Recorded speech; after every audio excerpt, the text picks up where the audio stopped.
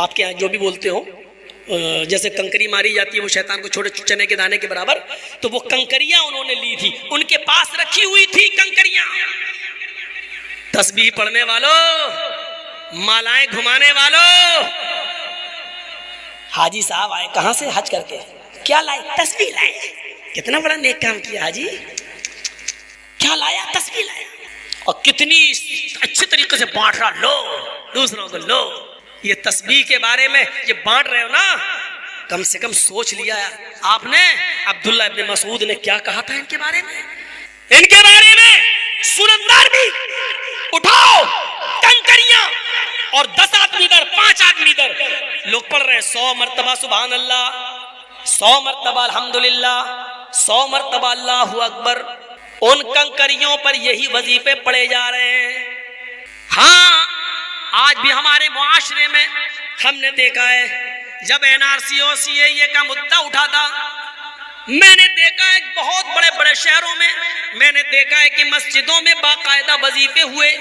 اللہ اس دیش کے پردھان منتری کی عقل گھما دے پھرا دے، امت شاہ کی کھوپڑی کو گھما دے پھرا دے، تو وظیفے ہوئے اور لوگوں نے 1.25 لاکھ مرتبہ وظیفے پڑھے تسبیح پر، لا الہ الا اللہ کا ورد، اور سبحان، اور اس کا یہ حسبنا اللہ و نعم الوکیل کا ورد 1.25 لاکھ مرتبہ، 1.25 لاکھ مرتبہ پڑھا گیا ہے۔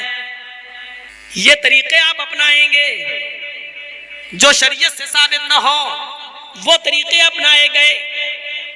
عبداللہ ابن مسعود فرماتے ہیں کہ میں نے دیکھا کچھ لوگ حلقوں میں بیٹھے ہوئے ہیں اور کنکریوں پر پڑھ رہے ہیں، کوئی 100 مرتبہ سبحان اللہ، 100 مرتبہ الحمدللہ، 100 مرتبہ اللہ اکبر، ان کنکریوں پہ پڑھ رہا ہے۔ تو عبداللہ ابن مسعود نے ان کو بددعا دی، اللہ تمہیں ہلاک کر دے۔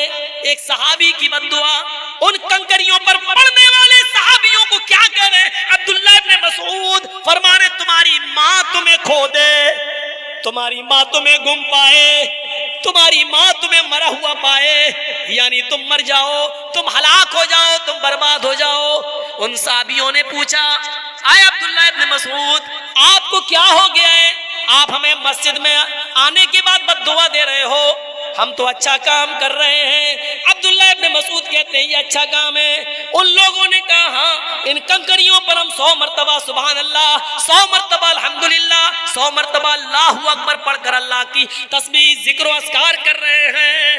تب عبداللہ ابن مسعود نے کہا میں تمہیں بددعا نہ دوں تو کیا دوں؟ ابھی جناب محمد رسول اللہ کے کپڑے پرانے نہیں ہوئے، ابھی نبی اکرم کو اس دنیا سے گئے ہوئے زیادہ دن نہیں ہوئے، ابھی محمد رسول اللہ کو انتقال کیے ہوئے زیادہ زمانہ نہیں ہوا، ابھی نبی اکرم کے کپڑے پرانے نہیں ہوئے، ابھی نبی اکرم کے برتن پرانے نہیں ہوئے، ابھی اللہ کے رسول کی چھڑی آپ کی پرانی نہیں ہوئی، اور تم نے دین کے اندر ایک نئی چیز نکال لی، دین کے اندر تم نے ایک نئی بدعت نکال لی۔ ہم نے اللہ کے رسول کے زمانے میں نبی اکرم کو اور آپ کے صحابہ کو ان انگلیوں کے پور پر پڑھتے ہوئے دیکھا ہے، سبحان اللہ، الحمدللہ، اللہ اکبر، اور تم نے کنکریوں پر پڑھنا شروع کر دیا ہے۔ ابھی اللہ کے نبی کے کپڑے پرانے نہیں ہوئے اور تم نے دین کے اندر نئی بدعت نکال لی۔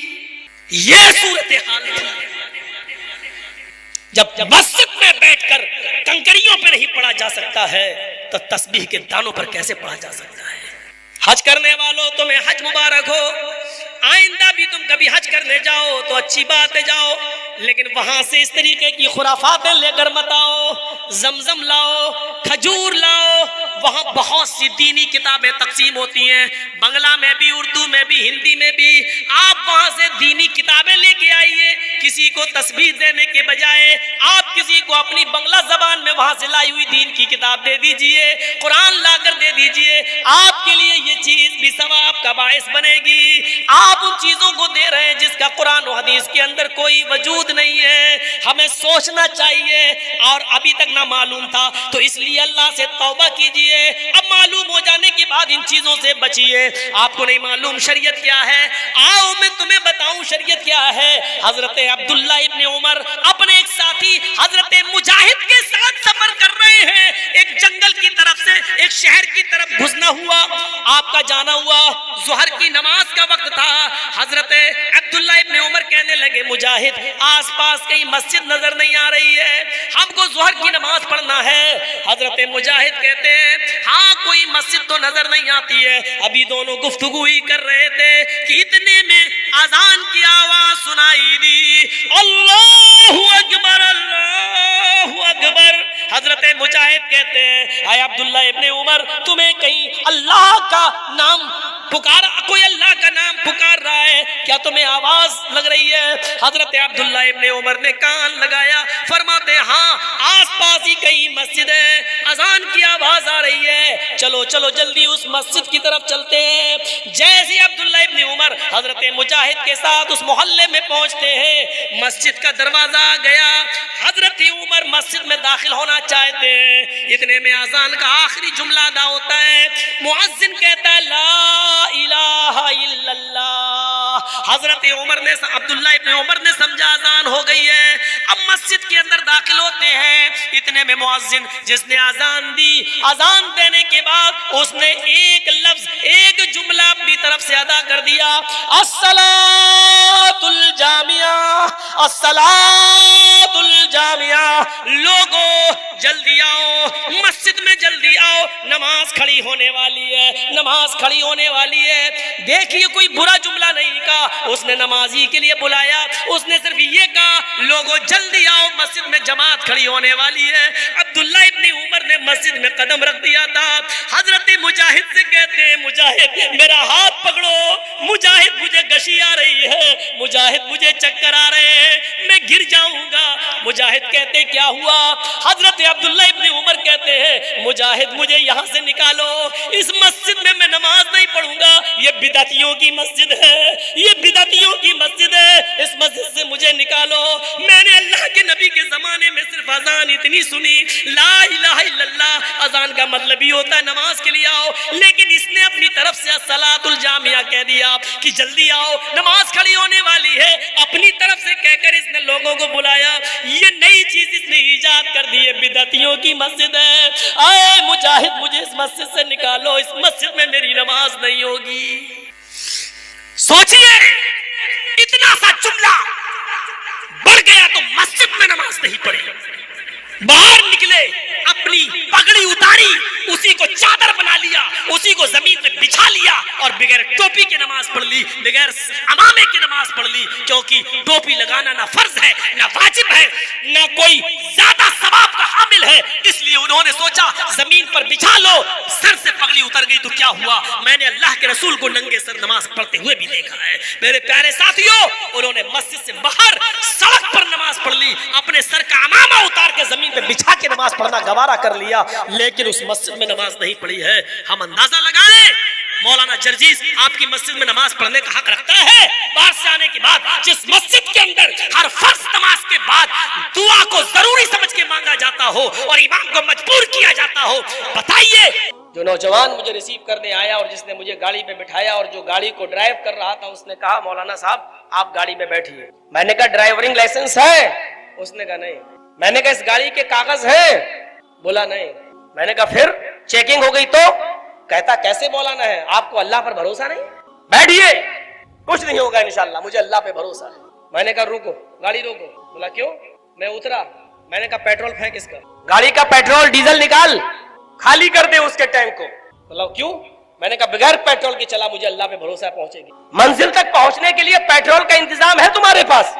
کبھی بغیر پیٹرول والی گاڑی پر آپ نے نہیں بٹھایا کسی مولانا کو, اور پھر آپ نے نہیں کہا کہ چلیے چلتے ہیں, ارے پیٹرول نہیں, ارے اللہ پہ بھروسہ ہے انشاءاللہ پہنچ جائے. اب مجھے یہ سڑکوں پر چائے کی ہوٹلوں پر بیٹھنے والے لوگ بتائیں گے کہ توکل کیا, گاڑی پہ بیٹھی ہے, لائسنس نہیں تو کہ اللہ پہ بھروسہ ہے. یہ کون سے بھروسے کی قسم ہے اور کون سی توکل کی قسم ہے, یہ میری سمجھ میں نہیں آتا. اور تعجب تو تب ہوتا ہے جب کوئی آدمی یہ کہے آپ کیسے مولانا ہیں, آپ کو اللہ پر بھروسہ نہیں. یعنی کتنا بڑا اللہ والا نظر آتا ہے اور اس کو کتنا بڑا بھروسہ ہے اللہ کی ذات پر. یہ انتہائی بے وقوفی کا کام ہے. ڈرائیور لائسنس لے لو, گاڑی کے کاغذ بھی آپ کے پاس پختہ ہونا چاہیے. گاڑی چلانے سے پہلے دیکھ لو, چیک کر لو اس کا ایک ایک پرزہ ٹھیک ہے یا نہیں, پیٹرول ٹھیک ہے یا نہیں, منزل تک پہنچ جائے گی گاڑی یا نہیں. اس کے بعد آپ گاڑی میں بیٹھیے اور پھر توکل اللہ, پھر آپ اللہ پر بھروسہ کیجئے کہ انشاءاللہ اب ہم منزل مقصود پر پہنچیں گے. یہ ہے توکل علی اللہ, یہ ہے اللہ پر بھروسہ. کچھ نہیں, چلو اللہ پہ بھروسہ. میرے بھائیوں, یہ بھروسے کی اور توکل کی انتہائی بے وقوفی کی مثال تھی جو میں نے آپ کے سامنے پیش کی ہے. اللہ تبارک و تعالی توکل کرنے سے پہلے ہمیں حکم دے رہا ہے, ذرا غور کیجئے قرآن کریم کی اس آیت کے اوپر, وَشَاوِرْهُمْ فِي الْأَمْرِ فَإِذَا عَزَمْتَ فَتَوَكَّلْ عَلَى اللَّهِ إِنَّ اللَّهَ يُحِبُّ الْمُتَوَكِّلِينَ. تم باہم مشورہ کر لو, آپس میں مشورہ کر لو. کسی بھی کام کو کرنے سے پہلے اپنے تمام معاملات میں باہمی مشورہ کر لو. مثلا ہماری بیٹی کی شادی ہونا ہے, رشتہ آیا ہوا ہے, اچھا گھر میں اپنے چچا کو, اپنے بابا کو, بھتیجوں کو, بھائیوں کو, محلے کے معزز لوگوں کو سب کو بٹھا لو, پہلے مشورہ کر لو. ہماری بیٹی کے ساتھ فلاں لڑکے کے نکاح کا پیغام آیا ہے, بتاؤ آپ کی کیا رائے ہے.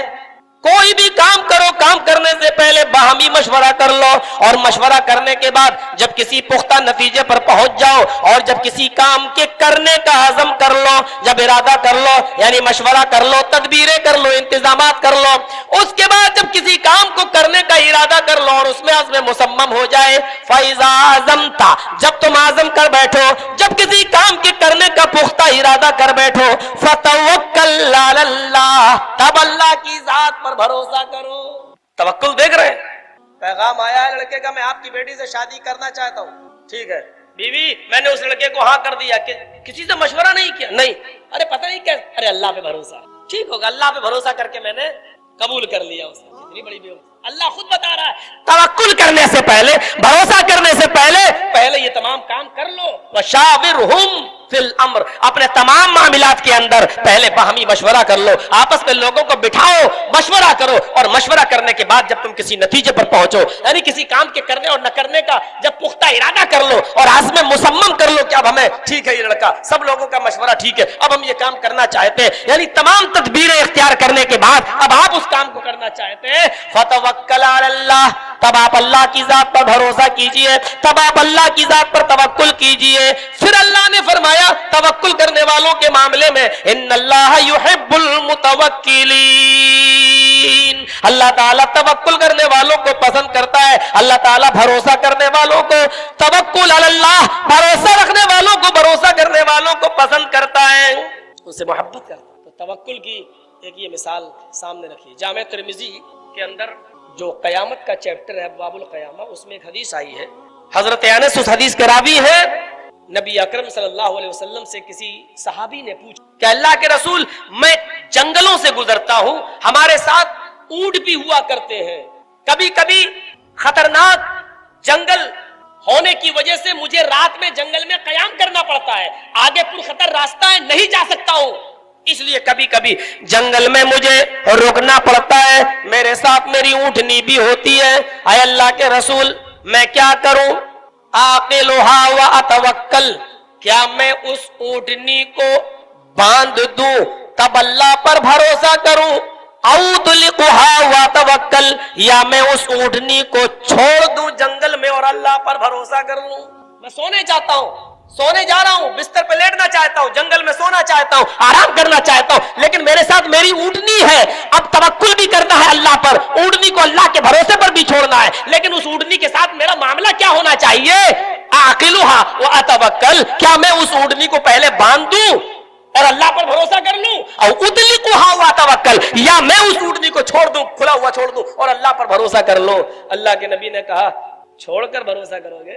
اونٹنی کو چھوڑ کر تم اللہ پر بھروسہ کرو گے؟ مل جائے گی, سو کر اٹھو گے تو پتا چلا کہ غائب. یہ کون سا توکل ہے, یہ کون سا بھروسہ ہے؟ پھر اللہ کے رسول نے فرمایا, نہیں, اعقلھا وتوکل, پہلے اس اونٹنی کو باندھ دے, پہلے انتظام کر, پہلے تدبیر کر, پہلے اپنی اونٹنی کی حفاظت کے سارے انتظام فرما لے, اور اس کے بعد توکل, اس کے بعد اللہ پر بھروسہ کر لے کہ نہیں, اب انشاءاللہ اللہ تعالیٰ میری اونٹنی کی حفاظت فرمائے گا. بیٹھ گئے گاڑی پہ, چلو اللہ پہ بھروسہ ہے. یہ سکھائیں گے آج ہمیں توکل بڑے آرام سے. ارے بہار بنگال میں تو بچے پڑھتے ہوں گے, ضدی لوگ, مولانا صاحب, ارے میں کہہ رہا ہوں جون کا مہینہ, مت لو پروگرام, بارش, اور میں اللہ پہ بھروسہ دے دیجیے, دے دیجیے مولانا صاحب مئی خالی نہیں ہے آپ کا, جون ہی دے دیجیے. ارے بارش ہو سکتی, ارے نہیں اللہ پہ بھروسہ ہے انشاءاللہ نہیں. ارے تدبیر بھی تو دیکھو, جب آپ کو معلوم ہے کہ جون کے مہینے میں بارش ہے, بارش تو آج بھی ہو سکتی تھی, بارش تو کل بھی, لیکن جب آپ کو یہ معلوم ہے کنفرم ہے کہ جون میں اکثر ہوتی ہے اور جن دنوں میں آپ لے رہے ہیں وہ اکثر مہینہ بارش کا ہے, تو یا تو آپ کے پاس واٹر پروف پنڈال ہونا چاہیے, یا کوئی ہال ہونا چاہیے, یا کوئی بڑا آپ کے پاس گراؤنڈ ایسا ہو جس پر پانی نہ آئے. یہ سارے انتظامات نہیں, روڈ پہ کر رہے ہیں, 80,000 کا مجمع ہونا ہے, پنڈال آپ کے پاس واٹر پروف نہیں ہے, بس اللہ پہ بھروسہ, اور جون کا مہینہ ہے. میرے بھائیو ذرا توکل بھروسے کی یہ جاہلانہ مثالیں آپ پیش کر رہے ہیں کہ مجھے اللہ پہ بھروسہ ہے. اور جب بارش ہو گئی تو کہنے میں نے روک دی تقریر, اپنے روم میں آ گیا, بولے آپ تقریر کریے. میں نے کہا کیوں, بارش ہو رہی. بولے آپ نے ایسی ڈیٹ دی کہ جس میں بارش ہو. یہ عجیب معاملہ ہے. آپ توکل خود نہ کریں اللہ کی ذات پر, توکل کر رہے ہیں تو اس کا غلط معنی آپ لے رہے ہیں, تو یہ کیا ہے؟ وَشَاوِرْهُمْ فِي الْأَمْرِ فَإِذَا عَزَمْتَ فَتَوَكَّلْ عَلَى اللَّهِ. قرآن کی آیت کو آپ اپنے سامنے رکھیے اور رکھنے کے بعد دیکھیے اللہ تعالیٰ فرماتا ہے اپنے تمام باہمی معاملات میں آپس میں مشورہ کر لو, اور جب کسی کام کاج میں مصمم کر لو, کرنے کا ارادہ کرو, فَتَوَكَّلْ عَلَى اللَّهِ, تو اللہ کی ذات پر بھروسہ کرو. اللہ تعالیٰ بھروسہ کرنے والوں کو پسند کرتا ہے, ان سے محبت کرتا ہے. آئیے قرآن کی ذرا ایک دوسری آیت میں پیش کر رہا ہوں. ابھی قرآن کی آیت اور اس کے بعد میں پھر حدیث اور واقعات. کچھ واقعات تو ایسے ہیں کہ جب سنیں گے تو آنکھوں سے آنسو بھی آ جائیں. میرے بھائیوں ذرا تصور کیجئے واقعات پر. قرآن کی دوسری آیت وَمَن يَتَّقِ اللَّهَ يَجْعَل لَّهُ مَخْرَجًا, جو اللہ سے ڈرے گا اللہ اس کے لیے سبیل نکال دے گا, راستہ نکال دے گا, نکلنے کی جگہ بنا دے گا. کس کے لیے؟ جو اللہ سے ڈرے گا, تقوی اختیار کرے گا, جو اللہ سے ڈرے گا. کیا ہوگا؟ اللہ اس کے لیے نکلنے کا راستہ بنا دے گا. اور آگے والے جملے دیکھیے گا, وَيَرْزُقُهُ مِنْ حَيْثُ لَا يَحْتَسِبُ, اور ایسی جگہ سے اس کو رزق دے گا, ایسی جگہ سے اس کو روزی دے گا, من حیث لا یحتسب, جہاں بندے کا وہم و گمان بھی نہیں پہنچا ہوگا, اس نے سوچا بھی نہیں ہوگا مجھے یہاں سے روزی مل جائے گی. اور آگے والا ٹکڑا وَمَن يَتَوَكَّلُ عَلَى اللَّهِ فَهُوَ حَسْبُهُ, اور جو اللہ پر بھروسہ کر لے, جو اللہ پر توکل کر لے, اللہ اس کے لیے حسب کافی ہو جاتا ہے. اللہ اس کے لیے بس ہے, بس یعنی اس کے لیے اللہ ہی بس ہے, اللہ کافی ہے.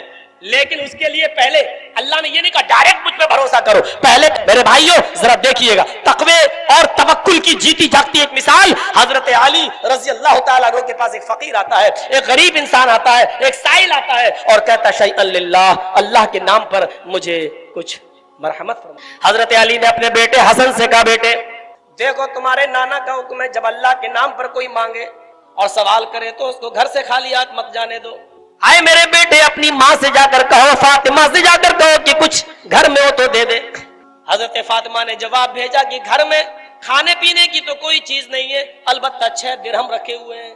حضرت علی نے حسن سے کہا جاؤ ان 6 درہم کو لے کر آ جاؤ. حضرت حسن جب 6 درہم لے کر آئے, ماں نے فاطمہ نے یہ بھی فرما دیا تھا ابو سے کہہ دینا, علی سے کہہ دینا ان 6 درہم کے علاوہ گھر میں کچھ نہیں ہے, شام کو کھانا بھی بننا ہے, روٹی بھی بننا ہے, ہاں اور بھی بہت سے ضروری کام ہوا کرتے ہیں گھر میں, وہ تمام کام باقی ہے, اور ان 6 درہموں کے علاوہ گھر میں کچھ بھی نہیں ہے. حضرت حسن نے یہ 6 درہم حضرت علی کے ہاتھ میں دیے, فرمایا ابو امی نے ایسا ایسا کہا ہے, ان 6 درہم کے علاوہ کچھ بھی نہیں ہے. فرمایا ان 6 درہموں پر تمہاری ماں اتنا بھروسہ کر رہی ہے, اور جو سب کچھ دینے والی ذات ہے اللہ کی, اس کے اوپر تمہاری ماں کو کیوں بھروسہ نہیں ہو رہا؟ میرے بیٹے اپنی ماں سے کہو اللہ پر توکل رکھے, اللہ پر بھروسہ رکھے. اور ان 6 درہموں کو اٹھایا اور اسی غریب کو, اسی فقیر کو, اسی مسکین کو دے دیا. وہ لے کر دعا دیتا ہوا چلا گیا. اب حضرت علی کے سامنے پورا دن پڑا ہے, رات ہے, شام کا کھانا ہے, گھر میں اور بھی ضرورتیں. اب ہاتھ پہ ہاتھ دھرے نہیں بیٹھے رہے. اے اللہ میں نے تیری راہ میں دے دیا, میں نے نچھاور کر دیا, اب میں نہیں جانتا شام کو کھانا کہاں سے بنے گا. اے اللہ میں تو تجھ پر بھروسہ رکھتا ہوں, لا نہیں مجھے کھانا دے, نہیں آ جائے گا, اللہ پہ بھروسہ ہے, نہیں نہیں. اب حضرت علی مقصد کے لیے نکل جاتے ہیں, شام کی روزی روٹی کہاں سے آئے گی, کھانا کہاں سے, چلو کچھ محنت کریں. وہ نکل جاتے ہیں, ایک یہودی کو دیکھتے ہیں کہ ایک یہودی اپنا اونٹ بیچ رہا ہے, اور حضرت علی اس اونٹ کی قیمت لگانے لگے. اس نے کہا اے علی نقد لیتے ہو, اگر نقد پیسہ دیتے ہو تو 120 درہم اور اگر پیسہ 2-4 دن کے بعد دیتے ہو تو 140 درہم. اب بتائیے حضرت علی نے کہا نقد تو میرے پاس دینے کو ہے نہیں, میں تو 4-5 دن کے بعد ہی تمہیں لوٹا پاؤں گا. اس نے 140 درہم میں وہ اونٹ بیچ دیا. حضرت علی نے 140 درہم کا وہ اونٹ 140 درہم میں وہ اونٹ حضرت علی رضی اللہ تعالیٰ عنہ نے خرید لیا اور 5 دن کا اس سے ٹائم لے لیا. 5 دن کا ٹائم, 5 دن کا وقت جب حضرت علی رضی اللہ تعالیٰ عنہ نے اس سے لے لیا کہ 5 دن کے بعد ہم آپ کی قیمت آپ کو دے دیں گے, جب تک یہ اونٹ بکے گا نہیں ہمیں پروفٹ نہیں ہوگی. وہاں سے اونٹ لے لیا اور 5 دن کا وقت دے دیا. وہ یہودی چلا گیا. اب حضرت علی اس اونٹ کو لے کر اونٹ کی منڈی میں بازار میں آ جاتے ہیں اور اونٹ کو بیچنا شروع کر دیتے ہیں. اس اونٹ کی خوبصورتی اور اس کی صحت و تندرستی دیکھ کر ہر آدمی اس اونٹ کو خریدنے کے لیے تیار ہو گیا, لیکن اس کی نیلامی لگنے لگی. جو سب سے زیادہ قیمت لگائے گا یہ اونٹ اسی کو دے دیا جائے گا. 100 دینار 100 درہم سے شروع ہوتا ہے اور لگتے سب سے آخری بولی 200 درہم کی لگتی ہے. حضرت علی نے اسی دن جو سب سے لاسٹ والی بولی تھی 200 درہم میں اونٹ کو بیچ دیا. 200 درہم میں اونٹ فروخت کر دیا, دے دیا, اور 200 درہم لے کر یہودی کے پاس گئے. 5 دن کا وقت تھا, چلو پہلے ہم اور کام کر لیں, 5 دن کا ٹائم ہے, بعد میں یہ نہیں تھا ان کے یہاں. ہمارے یہاں یہ ہے کہ چلو جیسے ہی پیسہ ہمیں ملے گا ہم آپ کو دے دیں گے, آپ کے ہم قرض دار ہم دے دیں گے, اور ہم نے آپ کو 15 دن کا ٹائم دے دیا, آپ کے پاس 10 ہی دن میں انتظام ہو گیا. ارے ابھی تو 5 دن کی اور مہلت ہے, چلو ابھی ہم اور مال لے لیتے ہیں. پھر یہ وہ ان کے ہاں نہیں تھا یہ سب سسٹم. آج ہی بکا تو 5 دن ہم کیوں انتظار کریں, ہم آج ہی کیوں نہیں اس کی قیمت دے دیں. حضرت علی اس یہودی کے گھر جاتے ہیں اور اس کو 140 درہم دے دیتے ہیں. اس نے کہا علی آپ نے تو 5 دن کا وعدہ لیا تھا, میں نے تو 5 دن ابھی ہونے بھی نہیں پائے. البدایہ والنہایہ میں حافظ ابن کثیر جیسی شخصیت لکھتی ہے حضرت علی نے اس کو 140 درہم دے دیے, اب بچے 60 درہم. 200 میں سے 140 دے دیے, اب بچے 60 درہم. ان 60 درہموں کو لے کر حضرت علی جب گھر جاتے ہیں اور کہتے ہیں فاطمہ کہاں ہے, فاطمہ نکل کے آئی, اے علی میں یہاں ہوں, لیجئے 60 درہم. 60 درہم فاطمہ کے ہاتھ میں دے دیے. البدایہ والنہایہ میں حافظ ابن کثیر نے لکھا ہے حضرت علی نے وہ 60 درہم فاطمہ کے ہاتھ میں دے دیے. حضرت علی کا وہ 60 درہم فاطمہ کو دینا اس بات کی طرف اشارہ کر رہا ہے اگر عورت سمجھدار ہے اور گرہستی اچھی طرح چلاتی ہے تو شوہر اپنے دن بھر کی کمائی, مہینے بھر کی کمائی, سال بھر کی کمائی اپنی بیوی کو سونپ سکتا ہے, اور بیوی گھر کے مزاج کو جان کر اچھی طریقے سے گرہستی چلا سکتی ہے. جرجی صاحب یہ بیان مت کرو, اگر یہ بیان کر دیا تو آج ہی ہمارے گھر کی عورتیں ہم سے کہیں گی دیکھا نہیں مولانا حضرت علی پوری کمائی فاطمہ کو دیتے تھے, تم تو فیئر اینڈ لولی کے لیے بھی نہیں دیتے ہو, تم تو پاؤنڈز کے لیے بھی نہیں دیتے ہو, تم تو چوڑیوں کے لیے بھی نہیں دیتے ہو.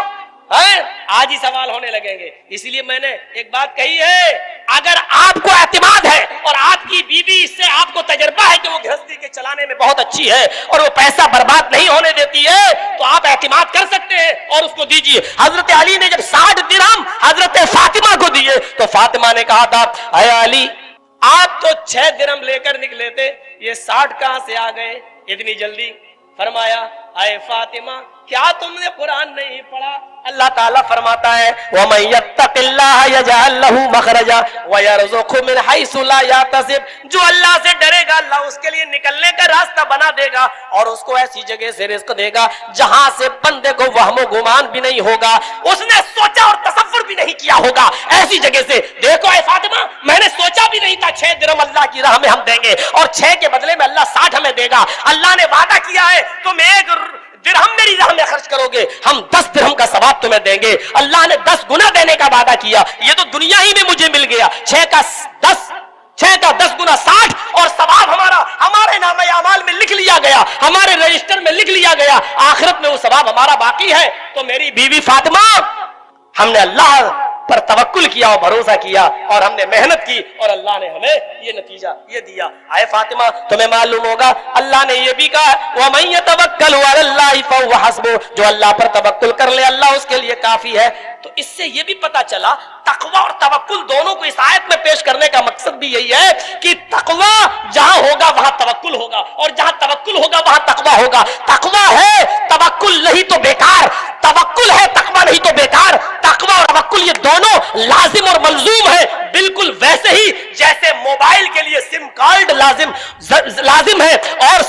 لیے موبائل لازم ہے. آپ کے پاس 50,000 روپے کا موبائل ہے اور اینڈرائڈ موبائل ہے, ایپل کا موبائل ہے, قیمت اس کی 50,000 ہے, لیکن وہ بیکار ہے. اگر اس میں 10